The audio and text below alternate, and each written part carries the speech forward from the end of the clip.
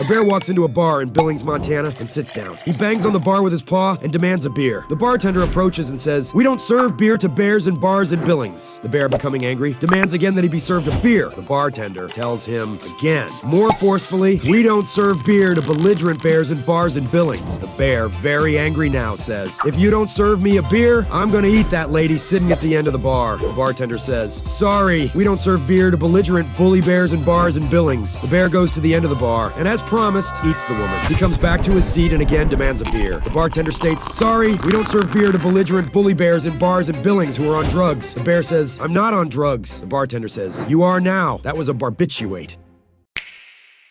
Two newborn babies are in the maternity ward. One asks the other, "Hey, are you a boy or a girl?" "I'm a boy," replies the other one. "How do you know?" "I'll show you after the nurse has gone out." "Okay." The nurse finishes up with the rest of the kids and leaves. "So," goes the first baby, "how do you know?" "Look here," says the second baby, while throwing his blanket off of himself and says, "See, I've got blue socks."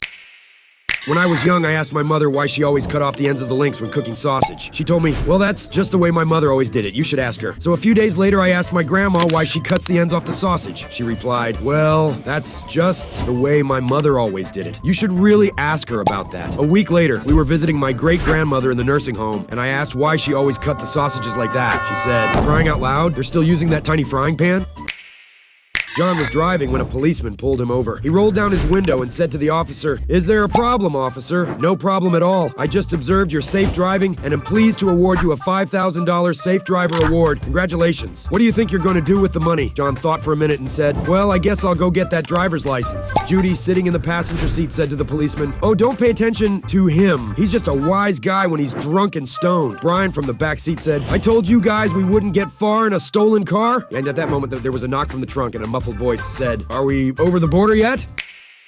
Little Johnny was sitting in class doing math problems when his teacher picked him to answer a question. "Johnny, if there were 5 birds sitting on a fence and you shot one with your gun, how many would be left?" "None," replied Johnny, "because the rest would fly away." "Well, the answer is 4, said the teacher, "but I like the way you're thinking." Little Johnny says, "I have a question for you. If there were 3 women eating ice cream cones in a shop, one was licking her cone, the second was biting her cone, and the third was sucking her cone, which one is married?" "Well," said the teacher nervously, "I guess the one sucking the cone." "No," said little Johnny, "the one with the wedding ring on her finger, but I like the way you're thinking."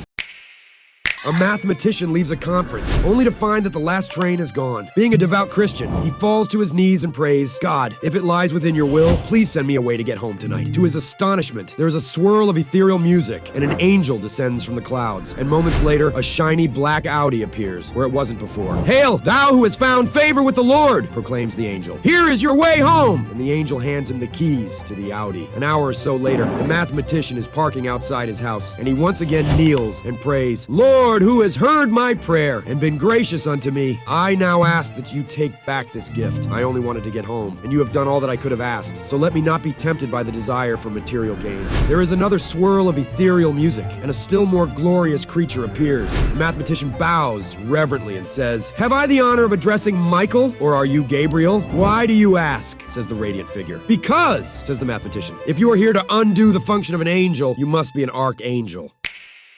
I met my recently divorced friend for a beer last week. Obviously, I asked him how the divorce went. "She got the best lawyers in the country, so I lost my kids, my house, my car, and my dog," he said. "I have to pay half of my paycheck in child support and the other half in alimony. She gets most of my 401k, and I even had to hand over my family's heirlooms, but I can't complain." "Oh, so there's a bright side to all of this?" "No, the settlement also says I can't complain."